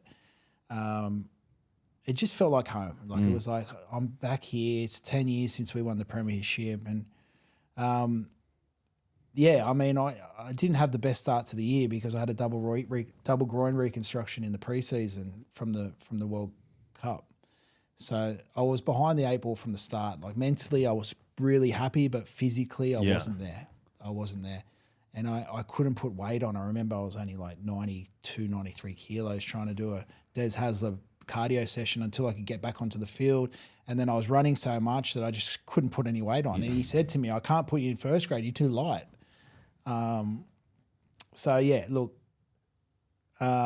It was fantastic to go back to the club that I loved. The way it ended was like, back then I had the shits, but as time goes on, you know, the way it ended with Des, I got to experience England, and I would never take that back at all. I loved it over in the UK. So, interesting year. It was sort of up and down. Good to be back, but not playing as much as I would have liked. Yeah. Just on moving to England, so similar but yet so different, right? I had the best time over there. I mean, I'm such a Sydney boy, and then I didn't have a club up until April, and then this team called Featherstone calls up. Never heard of them. Didn't know what I was getting myself into. And, you know, they say I've got a house, and I'm like, okay, I move over Post Office Road, right? Post Office Road. I'm living in Pontefract in a share house. No disrespect for Ponty, but that would be a rude awakening for someone that lives in the eastern suburbs. My last game was Manly in the semi-final that I nearly cost us because I got sent off. I got sin bin. Oh, you did, yeah. So that's where Des and I's relationship sort of fell apart. But that was my last NRL game, and now I'm playing. I've just landed in the UK. I'm in Pontefract. I'm living in a share house with 6 other Polish guys because my house wasn't ready. And I'm thinking, what if my first game was at Batley against the Batley Bulldogs on a hill? Batley the one with the hill? Yes. Hill? It's the biggest sport and sloper thing in the whole world. Yeah. It's insane. I could not believe what I thought, what have I done? And it was the best decision I ever made. I made like the time I had at Featherstone was like the Fev fans and the blokes I was playing alongside. Like, none of them like were first graders or anything like that, but they were just happy to, you know. Could you understand them? Oh no, there was when you one first lad, got there was there, one it's lad. like- Yeah, no. If I went to the Post Office Road pub, I couldn't understand a word. They would sing songs about me, and I'd love that. I'd sing along with them. But yeah, no, I couldn't understand a word. And it was like you finished training, and then there'd be a lady cooking us dinner, Yorkshire pudding and stuff, and it was like, this is unbelievable. I loved it. And then I ended up signing with Salford for the middle eights and with Tim Sheens, and then. I wanted to retire. Lee Centurions came in and said, look, I was with Gaz Hock and Fui Fui Moi Moi, Josh Drinkwater, Willie Tonga, Corey Patterson. So we had a stacked team, but we were playing Reggie's most weeks. Like we'd go play Whitehaven and put 50 on them, and I thought, this is just how good's this, you know? Oh, was that when Derek Bowman put a load of money into it? Yep. Yeah. So we're driving around in Audis in nice houses, but just winning by 50 every week until we got to the middle eights. And then we did well in the middle eights. We got them up to Super League. So the only team we got beat by that in the middle eights was the Rhinos. At, what's the home ground? Headingley, yeah. So, and even playing at Headingley, I thought, fuck, the last time I was here was at Ellen Road in 2005 in the World Club Challenge, playing against Keith Senior and, you know, Rob Burrow and Barry McDermott, One-Eye Barry. Yeah. And I thought, fuck, it's been a while since I've been back here. But yeah, so, and I loved it. I had such good friends, and I loved the pub culture too, where I could just play footy, go up to the local pub, walk home, go to the Chinese store. Everyone loved the Chinese get food. an Indian, Chinese or an Indian after. Yeah. For the way home. It was just like a real relaxed environment for me. And I got to see parts of Europe and parts of the world that I never thought I'd ever see. And because I love history. So going to see a castle was amazing. I loved York. I'd go to York every opportunity. Do you know, I've never been. What? Never been to York. Jammer. I lived about an hour and a half. I've been about away. 4 or 5 times. Yeah. It's on the to do. I just don't know. You know what I did? I do know. I just fucking stayed local. That's what I found with a lot of the English boys is they never left their village. Yeah. Ever. If I was in Yorkshire and I wanted to go down to the Trafford Centre, down in Manchester, they think I was mad. Yeah, like 45-minute drive. Yeah. It's they were like, whoa. what? Yeah. I'm going, it's 45 minutes down the road. Yeah. Different mentality. Sydney, an hour's nothing, right? Nothing. But there, 20 minutes is like, hey, should we get a hotel? Yep. Like, it's a big fucking deal. Like, that's true. No one ever left. They would never leave their village, and they'd be baffled if I went down to Lancashire for a day. But there's so many things in England that I haven't done. Yeah. That is embarrassing. So many parts of Europe. You've been to Stonehenge? Nope. What? Never been. Have you? Yes, of course. I go down to London on my days off. Get the train down there. Well, again, that is what people that come from Australia and New Zealand do. I drove to Scotland a couple of times. Yeah, people would be thinking you are I can remember like some lads at Saints, and they'd be like, "Oh, we're just going to Barcelona for the weekend," and be like, "What?" Like we play Friday night. They go.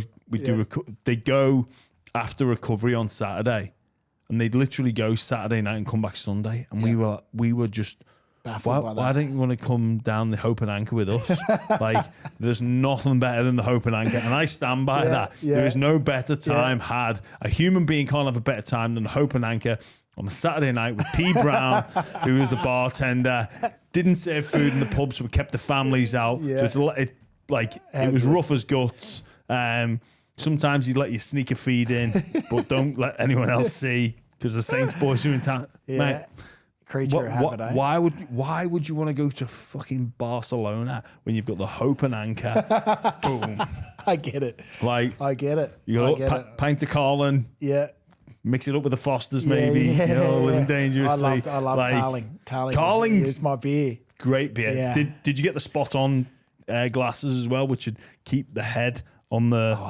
So Carling bought out this glass. Yeah, right. So they were so good. I know some people that would have, can I have a pint of Foster's but in a Carling glass, please? Because they kept the froth. Yeah, right. The head on the Yeah. beer. Well done to Mr. Carling for that. See, I don't think as Aussies we care about the head of a beer too much. I No. mean, it's just because of the hot weather. But I've seen some of the English boys be like, Oh, mate. Yeah. If there's no head on it, yeah, come pour on. again. Come on. Sort this out. But yeah, it is fascinating the sort of that village mentality Yeah. of the English. Like, Yeah. like, you know, even like buying a house, like Yeah. or moving out of home, it's like, oh no, you move within touching distance of your parents. There's no moving to another suburb or a Yeah, different right. part of. You got to be close. It's to like the you got to be. family. Oh, but there's this really nice here. No. Be close to the. And I reckon that's why a lot of really good English players don't come out here. Yeah. Is because they are like, it's that fear of leaving the village where, Yeah. you know, like I say, a 45-minute trip is might Well, need Gaz no. Hock was a perfect example, right? He signed with Para and thought, but meeting Gaz down the track, I thought, there's no way you would have left Wigan, bro. He would have been brilliant over here. He would have been as a player unbelievable. and off field as well. That would have just been absolutely. But I can understand why he didn't leave. yeah. Thought he's just a Wigan lad. And he just wants to stay there, you know. So no, it's the best experience ever for me. Made some really good friends. I'm actually been talking to Moses and Boy. Yeah. If they make the grand final, I'm looking to go over. Oh, nice. Yeah. Yeah. Well, fingers crossed. I hope Saints do. There's a good song by The Enemy that sums up, like, especially northern British towns called "We Live and Die in These Towns," and it is right. like a lot of people and a lot of my friends and my family, especially where my old man's from, a place called. Did you play in Workington? Yes. Yeah. Yeah. So my dad's from a place called Maryport, which is a Okay. small place outside Workington, and Okay, it's like wow. like the salt of the earth people, but they Yeah. just no need to leave because it's Yeah. like we live and die in these towns, and nothing wow. against that. Like Yeah. absolutely, like I've come over here and experienced a different life. Nothing against that life at all, but it is that like ooh, Australia, wow, you're like light years away. Yeah. You just can't Yep. imagine not having that That'd be- village Yeah. to help raise you and be there for you. Speaking of traveling, the Toronto Wolfpack, Yeah. you played for them. What could that have been? It was. Or was it destined to fail? I don't know if it was. Look, the owner of the club was a wild man, Dave Argyle, plenty of money, and it was like the whole concept was great, having that transatlantic sort of hybrid between England and Canada. So I'd been retired 16 months, and Paul Rowley called me and said, "Listen, I just need someone with a little bit of profile to come and help us boost the club a little bit." So you'd come back I'd here? been 16 months retired. I'd already signed with Fox, and I was doing. I was working. I had one pro boxing fight, and he rang me and said, "I heard you're fit." I said, "Yeah, but I haven't made a tackle for 16 months. I haven't held a football for 16 months. I was on a flight within a week, playing against I can't even remember what they're called, but all of a sudden I was playing for Toronto, and he said, "I just need you for 12 games." So I played the first 8 games, got injured in the 8th game, and then the rest of the season was over in Toronto. So I thought I was going home, and then he said, "No, we want to take you on the Toronto leg. Just come on as like a player welfare." Player welfare. Okay.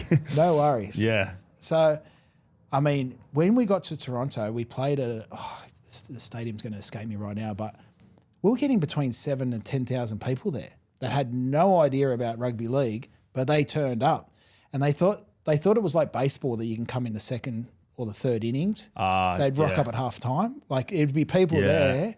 They didn't understand this concept that this game only goes for 80 minutes.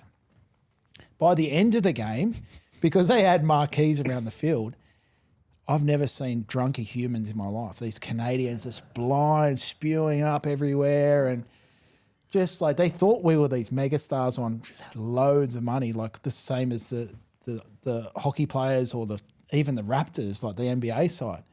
So we lived, we sort of lived up to that a little bit, and we got looked after in the city everywhere we went. Red carpet come through. They're the Wolfpack boys.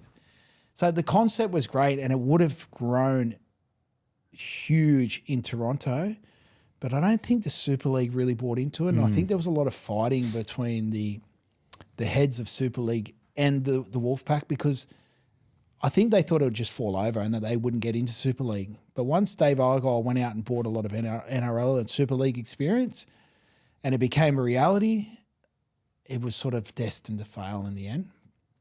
They went out and signed Sonny Bill, and then obviously COVID hit. Were you there at that point, or did you? I'd left. I'd retired. I'd finished. We tried to get Sonny the year I was there, but the All Blacks wouldn't release him.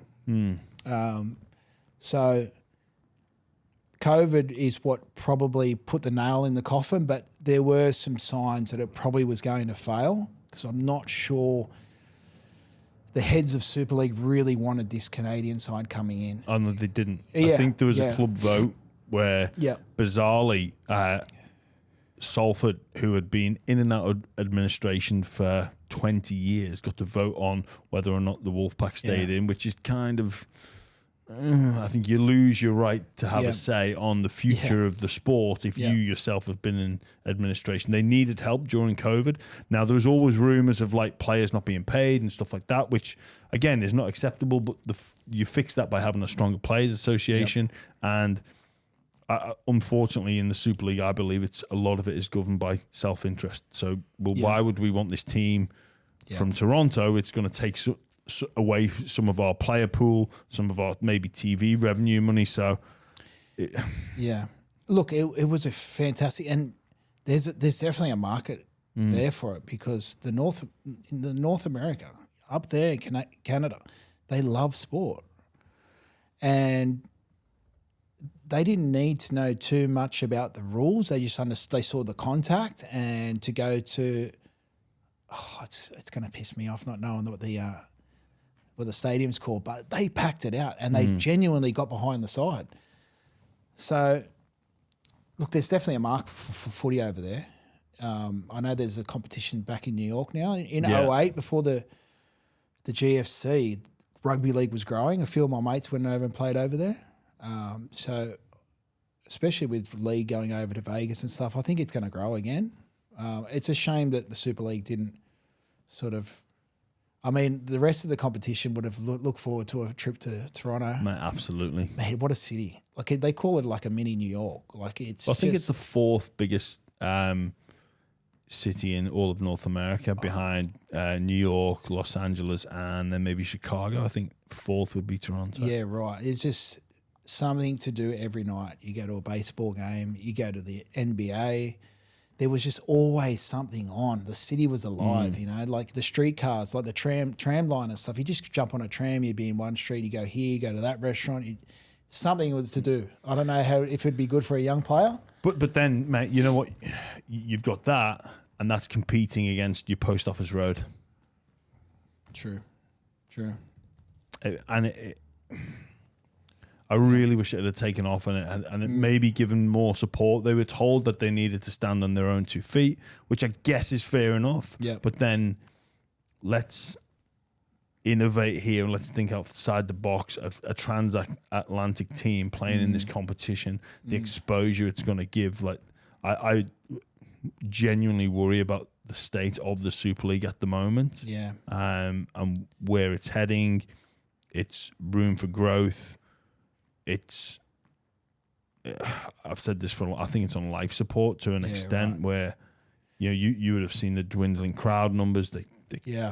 So it'd be a shame, because, like, playing at a suburban ground like Lee and playing at that stadium, like the crowds over there are so much more vocal than, like, for 7,000 or 5,000 people there is the equivalent to 15 here. Yeah. They really get behind their team. They support. They get into the game. So it'd be a shame if, you know, I know there's been talk about the NRL potentially buying it. I don't know. I haven't really looked into it enough, but it'd be a shame if it's on life support and it dwindles away for sure. Yeah, it just needs some fresh ideas. Yeah. Which one of those may have been a more supported Toronto Wolfpack, but I guess that door is. And unfortunately now, because people say it didn't work, that means it will never work against him. Thankfully, in the NRL with Vegas, it's like, well, we've been to America before, it didn't work. Well, just because it didn't work then doesn't mean it won't work now. So we're keeping at it. What pisses me off is the fact that I know how great this game of rugby league is, and why it's the world's best kept secret is beyond me. Like, why aren't we in places like Toronto? Because you get a footprint in there, and it becomes part of the culture. Why don't people play rugby league in North America? Because they don't know it exists. Why do they play American football there? Because they know it exists. Absolutely. It's all like, you'd be amazed at what the environment and the sports culture affects the sports that you choose. Like, you know, I come from Liverpool where there's no rugby league, so no one else plays it. I come from an area where rugby league could be prominent, but it just doesn't exist there. Just on all things outside of football, Reni, you've spoke publicly about some mental health journey, I guess would be the right way to describe it. I have as well. Why did you choose to be public with this? I don't remember exactly why. I think some information may have got leaked to the media around the episode where I was struggling at Parramatta. I'm actually sure that's what happened so the media did get hold of it. And I agreed to do an interview with The Telegraph, and I didn't expect the amount of support and the spotlight, how much it sort of just magnified the whole situation. I was just thought, I'll tell the story, get out there, blah, blah, blah. And then it was boom, like Channel 9 ringing, we're going to do an interview. And it was sort of, it's definitely like something that we need to sort of get behind and talk about and stuff like that. And it was just a really weird part of my life. Yeah. Really strange part of my life. There was an element of me that was embarrassed, and then you have a lot of people sort of saying to you, you're so brave. And I'm like, no, I'm not brave. Like, it was just, I was getting pulled in different directions about sharing the story. So I've spoken about it a lot, and it kind of, it's sort of just, but as I've grown and as I've matured as a human, I sort of reflect back on that sort of situation and think, you weren't clinically depressed, but you were really fucking sad at that time in your life. There was things that you were self-medicating. There were things weren't going right for you in your life. And this is easy for me to look back now with an open mind and go, right, this was the situations that led you down that path. Could have been prevented. Yeah, it could have, definitely. So it's kind of a weird situation for me to be able to, I don't want to be this advocate, but I don't want to shy away from the conversation as well. I've got a different take on it now that I'm, in my 40s. Do you ever wonder about what the best strategy is to actually help the situation? Because there clearly is, there's clearly a number of people out there that need help with this issue. And if the overarching goal is to help those people, is it best for people like yourself and myself to talk publicly about our own issues? Like, so people have had the same, oh mate, thanks for talking about that, you've made it normal, but that's one person or a couple of people. But the overarching goal is to reduce the impact of mental health. What's the best way to do it? Because it appears as though what's happening right now, it doesn't seem like it's going away.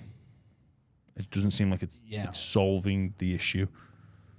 I've been in situations where it's not spoken about and we've lost people close to us. And then I've been in the fundraising charity side of things where I feel like it's just people aren't there for the right reason. I don't know who's there for the right reason and who's not. It seems like it's and this is some because I've got some friends that are doing some great work in the mental health space, but I feel like there's a lot of people that are out there just to get attention that they're doing their part. For me, if I'm living the perfect life, clean life, no alcohol, I will go back into that space and try and do what I can. But if I'm not living that life and I can't preach I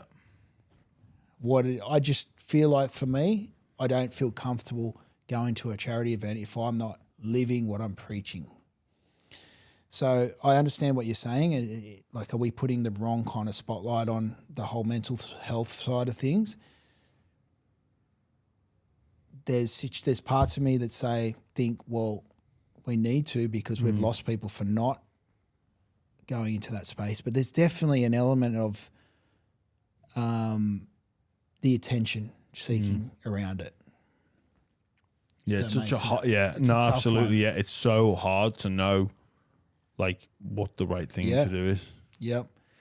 Like I've had a lot of suicide in my life from 15. So, and Braith speaks publicly. Braith's dad was my coach and a close, family friend.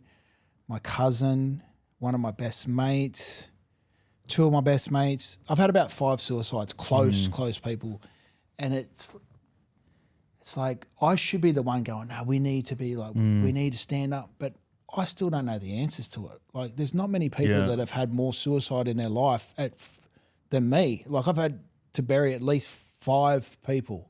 I don't want to be 5 people. I'm 42 years old. I buried 3 before I was 25, and it's just such a, it's a funny space, Jammer, and I don't know the right answers around it. It's just, I just don't know what the answer is, Jammer. Like, I'll try and play my part, but it's definitely something we need to talk about. Yeah, it is, and it's, because, it's one of them where you just don't know what the right thing to say is sometimes. Yeah. Do you is it something? Is mental health something that you will look to address every day, every week? I will now, especially. I've got 9 nieces and nephews now. I'm aware that the eldest one, or one of the elder ones, he's going to high school now, and he's in his own rugby league journey, and he watches podcasts, and he you don't have to go onto Google to find out some stories about myself. It's like, now that the kids are getting older, and even though I don't have any of my own kids yet, it's definitely a space that I want to protect my family from. And especially my niece, who's coming into she'll make it to the NRLW as well. She's making some big statements in the Central Coast. She's only 13, and my nephew who's 12 or 13. So now it's getting real. It's becoming more of a reality to me, knowing that the kids in my family are going into high school, especially. They're coming into the sporting realm. This period of their life is going to be very confusing for them. Going through puberty and being accepted by friends, you know what kids can be like, and then going into their later teens and becoming young adults. So it's definitely a space that I'll keep an eye on, and for my family especially, and the nieces and nephews in my life. So there was a period there where it just wasn't, I didn't really have much focus towards. But it's an area that I'll get back into, and like I said, Jammer, like, I'm still learning how to be a man post retirement. I've always said it. Retiring from the game, it was like leaving school again with far more responsibility. Like, I'm 10 years mentally behind where I should be as a 42-year-old, like, because I didn't have those development skills. I chose not to because I was in the rugby league scene. So I feel like I'm still working life out as I go. And I don't know if that ever gets any easier, Jim. I don't know. I don't know if ex-athletes ever do. Yeah. That's the thing. I think one thing though is one of the like what do we prioritize in life, and there's lots of stresses that pull on us. The day is finite, our time is finite. But one of those things, I guess, whatever people's thought on mental health is, it's to prioritize it. Yeah. On for our 4 questions for each and every guest. Dream spine, so you're 1, 6, 7, 9. It can be I've played with them, against them, no particular rules. Yeah, it's 1, 6, 7, 9. It's hard. I'm sure you probably get all the same answers. Like, I can't not go past Jonathan. I played against Joey, but Jonathan, like, he's, in my eyes, the best player I've ever seen. I had Badiris, and I played one game with Smitty. I just grew up more in the Smitty era. I'd have to say he's my 9. My 6, I'm going to go Cameron Munster. I'm a massive fan of Cam. It was a toss of the coin between him and Cody Walker, like in their primes. I love the way they play. Cam's just got him. And Lockie or Billy. Man, Billy gave me some nightmares, but I got to play one game alongside Lockie, and I asked him for his shorts, even though he's playing 6 at the time. So I'm gonna stick with Lockie at my 1. Yeah, nice. Just on JT and at the Dogs. Yep. Do you ever wonder like what could have been? Yeah.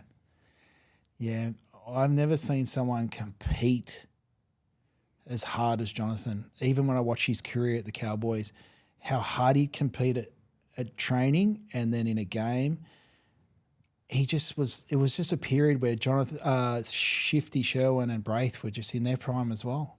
There wasn't, and he got that opportunity to go to the Cowboys and be a starting half. He could have stayed, come off the bench for another 2 years, but he wouldn't have had that career he had. So it was a privilege to watch his career grow outside of the Dogs and win a premiership with the Cowboys and become the Origin legend and give me nightmares for 8 years in a row. So, and I still hang out with Jono now. We laugh about those days. Like, it was a period where I didn't get to see him much, but when he's in Sydney, I'll go and catch up with him when he's got the commentary and that. So not much has changed from Jono. He's still that happy-go-lucky character, but I sometimes have a conversation with him around footy and I think, fuck, wow. Like, the way his brain operates around the game, no wonder he was one of the best to ever play, if not the best. Yeah, plus he had some ticker, Jesus, like you say, competitiveness. If football didn't exist, where do you think that young Reni Maitua that was hanging by the beach would have gone? Do you reckon he'd have stuck at that plumber's apprentice? Yeah. If I didn't end up in jail, I'd probably be, I would want to be a professional surfer. No, I wasn't that bad, but like, if I had the ultimate dream job and to see what this, because I follow the surfing, I'm in the fantasy surfer as well. They travel, they probably have like 10 competitions a year, get paid really well. Yeah, it's a tough sport. I mean, it's an intense kind of career, but to earn good money and to be able to travel is like the most appealing thing for me ever. Have you ever surfed? No. We'll have to get you out to the wave pool, mate. Bring you out to the wave pool, eh, Charlie? No, mate. You know what? People go, "Oh, you're scared of the sharks." Not scared of the sharks. Not interested in the sharks. It's the rips and the currents, and not growing up around it. No, I'm being serious, mate. It's scary. Like, it's scary. I take my daughters to nippers now because I think, well, if we're going to live close to the beach, then it's important that you actually know what you're doing. Yeah. And some of the people that teach you, like, oh, look, we're going to do this thing for the parents. Look, you can see the rip there, and I'm going, just looks like fucking water to me. Like, no, we'll put this dye in the water, and I'm like, oh, there it is. I'm just going to say yes, just because I want this conversation to be over. Don't worry, I'm going to stay between the flags at all times. I've got no ambition to get out there. The funny thing for us as surfers, we actually look for the rips. Yeah, mate, so am I. I'm looking for them as well. Yeah, I know we're looking for it to get out to the the back. I'm looking for it where not to go, but I can't see them. No, we're looking for it for the other reason. Yeah. So to wash us out to the back, the ocean's scary. And like, I've grown up around it my whole life. I'm like a strong swimmer, been a lifeguard, but there's been plenty of situations where I think, this could get dangerous really quick. But, I can imagine. Yeah. I can imagine. We're going to get you in the But water. it'd be great. What a life to live and travel and Yeah. I've had some of the best holidays with my mates surfing, like ever. All my mates are in Indonesia right now on an island called Canterbury, and I just happen to miss this one. But there is no better holiday than me being with 10 of my mates on an island, surfing all day, having a few beers and a good feed at night and doing it all again. Look, I'd love to get to it without the process and the embarrassment of having to get there. So, you know, when you've seen The Matrix where he programs in the ability to fight.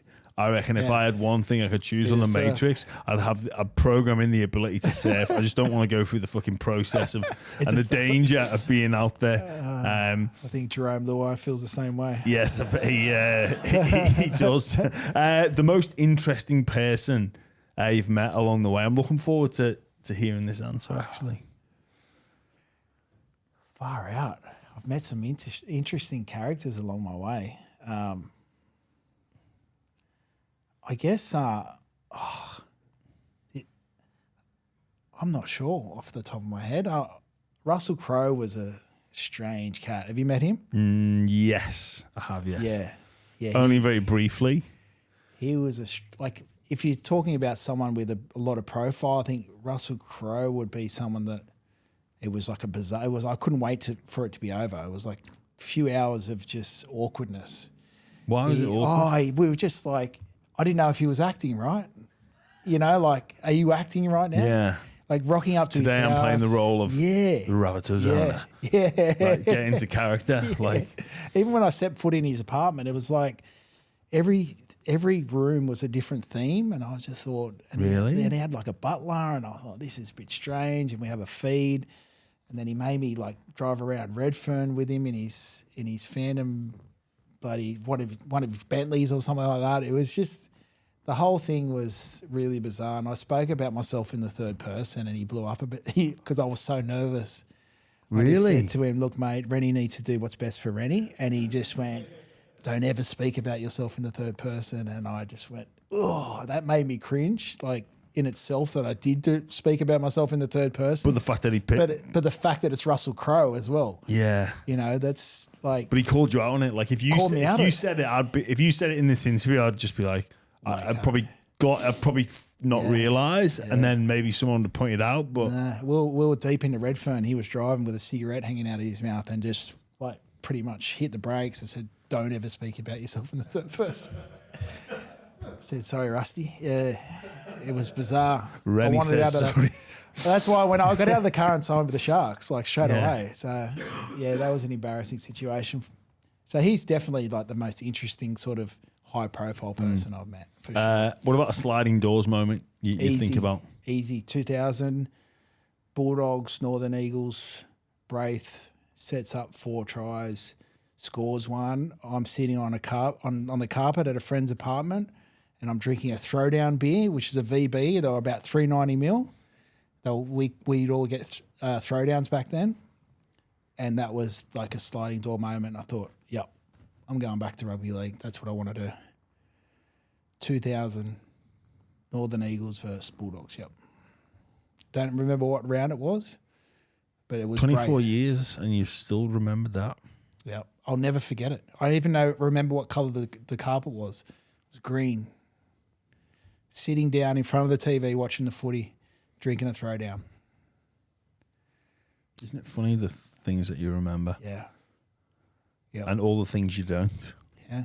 There's a lot I don't remember, or I choose not to remember. Selective memory. Selective memory. Yeah. And I've that's got that the in sliding bucket door loads. moment for sure. Yeah. Yeah.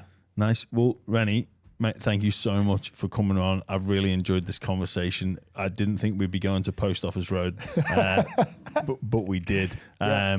And wishing you all the very best with your new podcast that you've got out. Just a reminder for our listeners where they can check that out. It's on They Don't Want It. It's BTFU Sports. You can find it through my Instagram at Reni Maitua. Yeah. Perfect. Thanks very much for joining us. A true Bulldogs legend. Cheers, mate. Thanks, Thank you.